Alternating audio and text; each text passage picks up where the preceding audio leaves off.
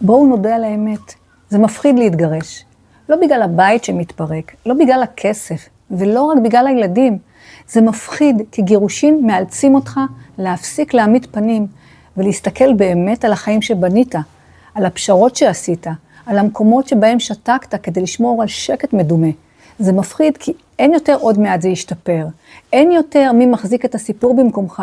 יש אמת ויש אחריות. אבל החיים, כמו החיים, מאלצים אותנו להתעמת עם הפחדים הכי גדולים שלנו.